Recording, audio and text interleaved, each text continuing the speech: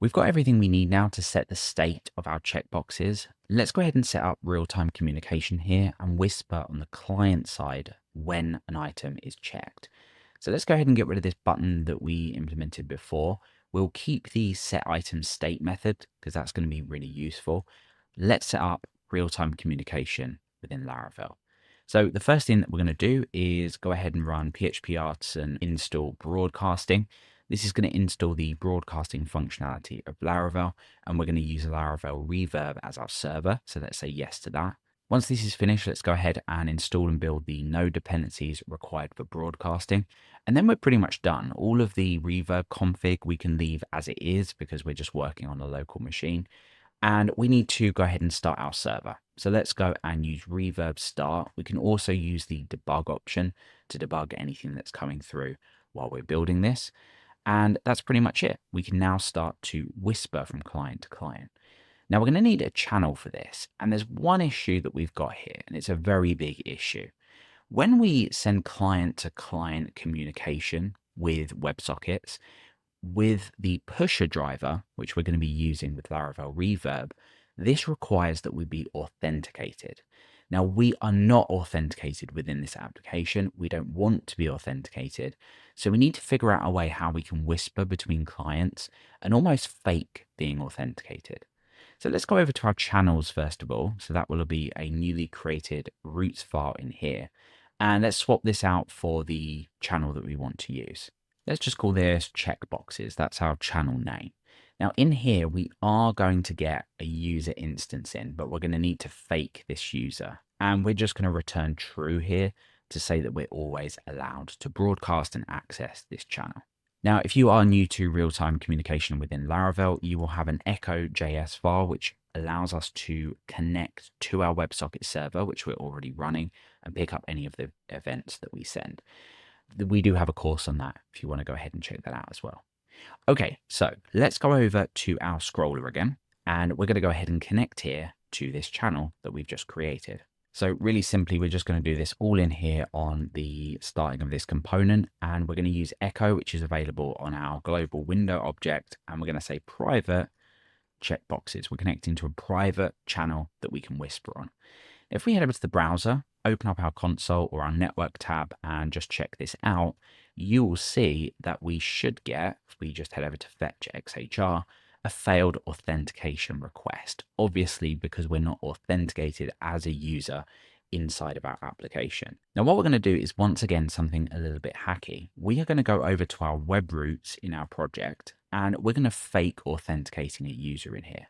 Now, we wouldn't normally do this, but in our case, we just want an anonymous user to be logged in so we can whisper between clients. We don't care about what this does. We just want to be authenticated.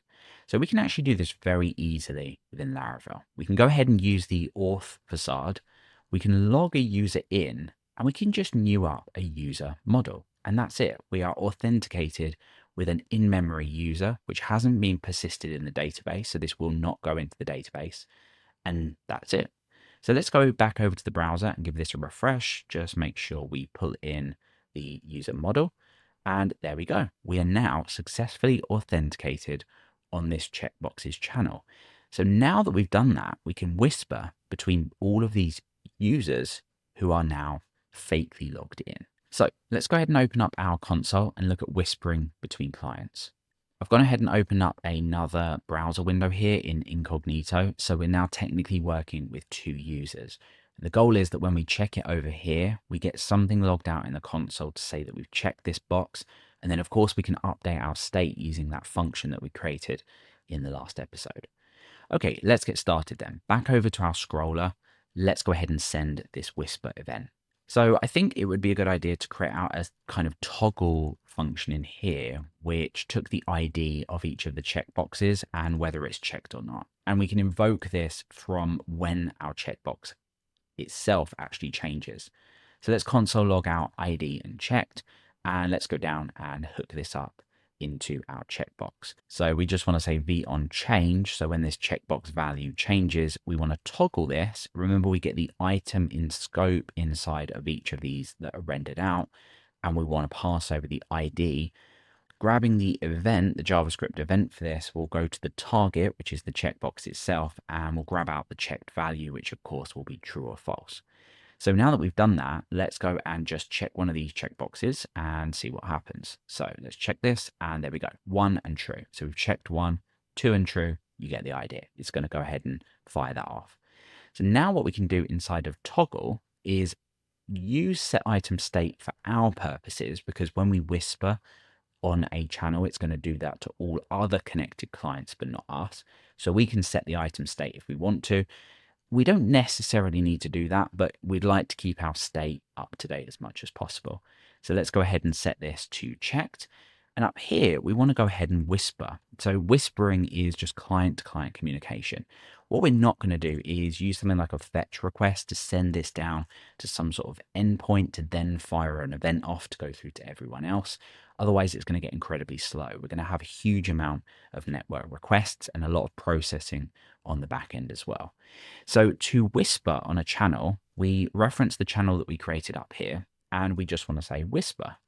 And then we're going to give this event a name. Let's call that state. So in here, we're going to provide an object of all of the items that we want to broadcast. We just want to output the ID and the checked state like this.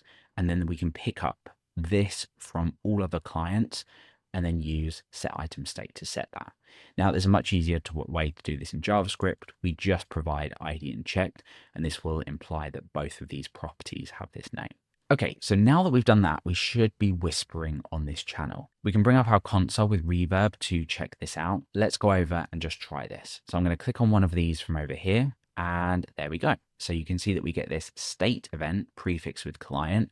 We have checked checkbox 1, and obviously that is set to true, and it gives us the channel as well. So now what we can do on all other clients is listen for this event and then call set item state to update this. Let's do that now. So we could just do this up here. It doesn't really matter where we do it. We're going to listen for a whisper, and we are listening for the state event. And then when this event rolls in, let's grab the event out here.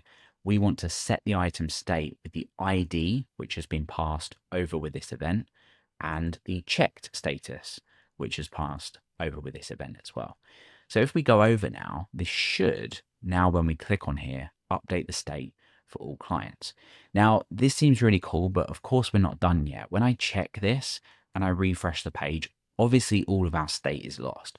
We want to store this state in the back end whenever we receive any whisper from the client. That's harder than it sounds, but we're going to, of course, cover that. But at least for now, we know that this is being updated on the client for all clients.